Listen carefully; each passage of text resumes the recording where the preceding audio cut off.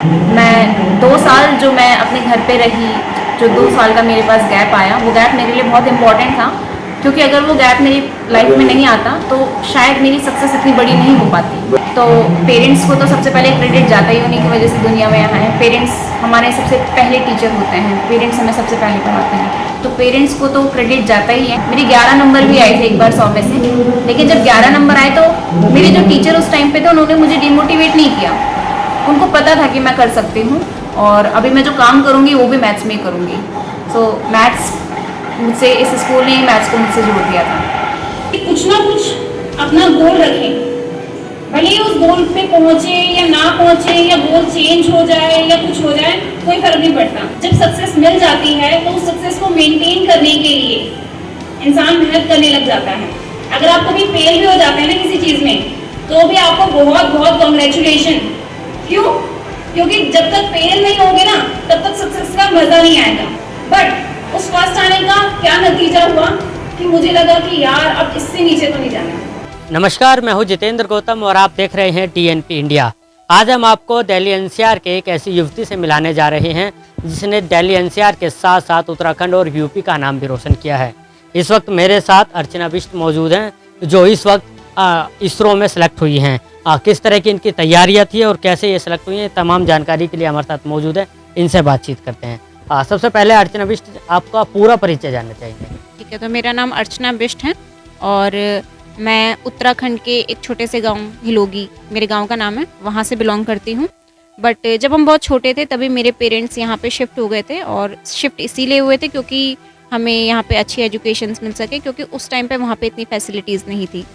तो इस वजह से हम यहाँ पे शिफ्ट हुए और हमारी गाजियाबाद यूपी में आप रह रहे हैं। अच्छा, सबसे पहले शुरुआत करते हैं, आपकी पढ़ाई किस तरह से हुई और क्या क्या आपने किया है?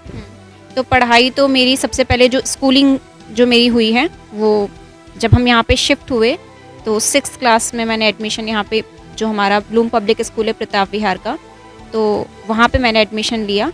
और मैं एवरेज स्टूडेंट नहीं थी, मैं टॉपर्स थी अपनी क्लास की, बट ऐसा नहीं है कि हमेशा सक्सेस भी मिली है, कभी कभी फेलियर भी देखने को मिला है, बट टीचर्स ने हमेशा सपोर्ट किया है।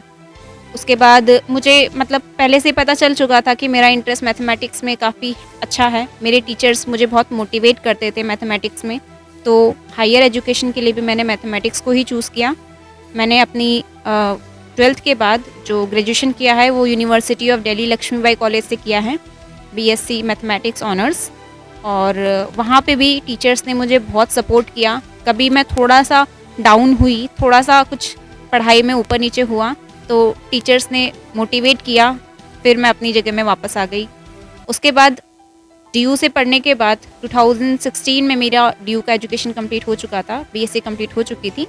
उसके बाद बिना किसी गैप के मैंने बीएचयू में एडमिशन लिया। बीएचयू में एडमिशन लेने के लिए भी आपको एंट्रेंस क्लियर करना पड़ता है, तो मैंने वो एंट्रेंस क्लियर किया। उसके बाद बीएचयू में हमारा एडमिशन हुआ। बीएचयू से मैंने एमएससी इन प्योर मैथमेटिक्स किया है, और मेरा जो एमएससी था वो ईयर 2018 में कंप्लीट हो चुका था। तो यहाँ तक तो मेरे एजुकेशन में कोई गैप नहीं था। जानना चाहेंगे, जब तक का आपने बताया उसके बाद लॉकडाउन लगा और आप जो है घर पर रहने लगे थे, तो उस दौरान आपने नासा को लेकर भी इसरो को लेकर भी तैयारियां की थी। वो किस तरह की तैयारियां थी?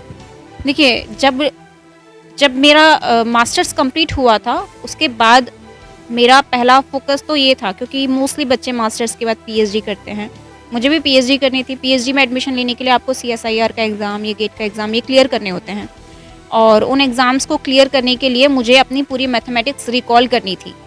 तो ये 6 महीने का तो नहीं है कि 6 महीने में आप पूरा रिकॉल कर दोगे, ज़रूरी नहीं होता है। तो मुझे थोड़ा टाइम लगा उसको रिकॉल करने में। मेरा फर्स्ट टाइम जो सीएसआईआर का अटेम्प्ट था वो 0.5 मार्क्स से रुका, और वो इम्पॉर्टेंट भी था।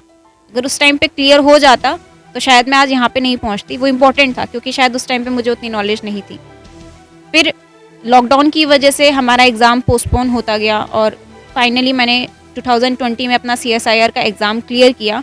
सीएसआईआर का एग्ज़ाम, जब मैं सीएसआईआर एग्ज़ाम की प्रिपरेशन कर रही थी तो मुझे पता भी नहीं चला कि कब मेरी मैथमेटिक्स इतनी स्ट्रॉन्ग हो गई कि इसरो का जो मैंने एग्ज़ाम था वो बहुत ईजिली क्लियर कर लिया।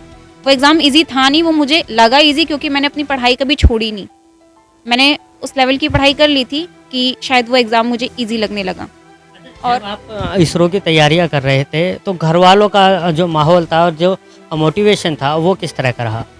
मेरे घर वालों ने मुझे कभी भी किसी चीज़ के लिए मना नहीं किया है। मैं 3 साल घर पे बैठी, मेरे घर वालों ने कभी मुझे ये नहीं बोला कि तुम घर पे बैठी हुई हो या क्या है क्या नहीं है, कुछ नहीं बोला। मेरे घर वालों ने हमेशा मुझे सपोर्ट किया है। किसी को विश्वास ना हो या हो, मेरे पेरेंट्स को, मेरे घर वालों को, मेरे टीचर्स को मेरे ऊपर पूरा विश्वास था। कभी कभी मुझे भी लगता था कि शायद मैं कुछ नहीं कर पाऊँगी, बट मेरे पेरेंट्स को हमेशा पता था कि मैं कुछ अच्छा करूँगी, और शायद से उनका जो विश्वास था उसी की वजह से मैंने इसरो का एग्ज़ाम क्लियर कर लिया। उसके बाद इंटरव्यू क्लियर कर लिया। इसरो क्लियर करना तो मेरे लिए बहुत बड़ी बात थी।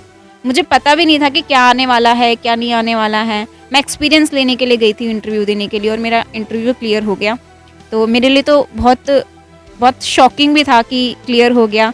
बट फिर वही है कि हमारा ऐसा नहीं होता कि 1 साल की मेहनत, 2 साल की मेहनत थी। मेरी पूरी 22 साल की मेहनत थी। मैथमेटिक्स से मैंने हमेशा ही प्यार किया है, और मैथमेटिक्स हमेशा ही मेरी लाइफ में रही है, और उसी मैथमेटिक्स ने मुझे इसरो में सिलेक्शन दिलाया है। इसरो में सिलेक्शन हो गया है, कुछ दिनों बाद आप चले भी जाएंगे, तो कैसे महसूस कर रहे हैं? एक तरह से दिल्ली एनसीआर को मिस भी करें? दिल्ली एनसीआर को मिस तो एक्चुअली मैं बहुत इंट्रोवर्ट टाइप की इंसान हूँ, और मैं बहुत कम घर से बाहर निकलती हूँ। तो ये जो लॉकडाउन लगा था, शायद आप लोगों के लिए लॉकडाउन लगा होगा, बट मैं तो परमानेंट ही लॉकडाउन में ही हूँ। मैं कभी घर से बाहर निकलती नहीं हूँ। मुझे आसपास के एरियाज़ के बारे में ज़्यादा कुछ पता नहीं है। हाँ, ये है कि अपनी फैमिली को हर कोई, अपनी जगह को हर कोई मिस करता है कि यहाँ पे जो हमें, क्योंकि वो थोड़ी सी जगह थोड़ी सी अलग है, बट है तो इंडिया ही ना, तो इतना तो कुछ नहीं होगा क्योंकि हम अपने इंडिया में ही हैं। और दूसरी चीज़ ये है कि वहाँ पे जाने के बाद अभी मुझे ऐसा नहीं लग रहा है कि बस सब कुछ ख़त्म, बस हो गया मेरा सब कुछ, अब तो गवर्नमेंट जॉब लग गई, अब कुछ नहीं। अभी तो एक्चुअली में मेरी जर्नी स्टार्ट हुई। अभी तो मुझे बहुत कुछ करना है आगे। वहाँ पे जाके जो भी मुझसे बन पड़ेगा, जहाँ पे मेरी ग्रोथ होगी, जहाँ पे मेरा और डेवलपमेंट होगा, मैं वहाँ पे जाने की पूरी कोशिश करूँगी। उन बच्चों को क्या कहना चाहेंगे जो इस वक्त तैयारी कर रहे हैं, आप ही की तरह इसरो में जाना चाहते हैं या नासा के कुछ कंपटीशन है उनको पास करना चाहते हैं, तो उनको क्या सलाह देना चाहिए? मैं उन बच्चों को ये सलाह देना चाहूँगी कि कभी भी किसी एंट्रेंस एग्ज़ाम की तैयारी ये सोचकर मत करो कि आपको एंट्रेंस एग्ज़ाम क्लियर करना है। अगर आप हमेशा किसी भी एग्ज़ाम की तैयारी ये सोच के करो कि जो आपका सब्जेक्ट है आपको उसको पढ़ना है, आपको रिजल्ट से कोई मतलब नहीं है। आप अपने सब्जेक्ट को अगर इस तरीके से पढ़ोगे ना कि आप किसी एक पर्टिकुलर एग्ज़ाम की तैयारी नहीं कर रहे हो, तो एग्ज़ाम क्लियर करना आपके लिए बहुत छोटी सी बात रह जाएगी। बट अगर आप एग्ज़ाम्स के पीछे भागोगे कि एग्ज़ाम, हो सकता है एग्ज़ाम क्लियर हो जाए, बट सब्जेक्ट में कभी कॉन्फिडेंस नहीं आ पाएगा। तो अपने सब्जेक्ट को पढ़ने की कोशिश करिए, अपने सब्जेक्ट को समझने की कोशिश करिए। एग्ज़ाम्स अपने आप क्लियर होगा, नॉलेज आ जाएगी, एग्ज़ाम्स क्लियर हो जाएगा। बस। बिल्कुल, देखिए ये थी हमारे साथ अर्चना बिष्ट, जिन्होंने गाज़ियाबाद का नाम भी रोशन किया और अब इसरो में अपनी नई शुरुआत करने जा रही हैं। गाज़ियाबाद से मैं जितेंद्र गौतम, DNP इंडिया।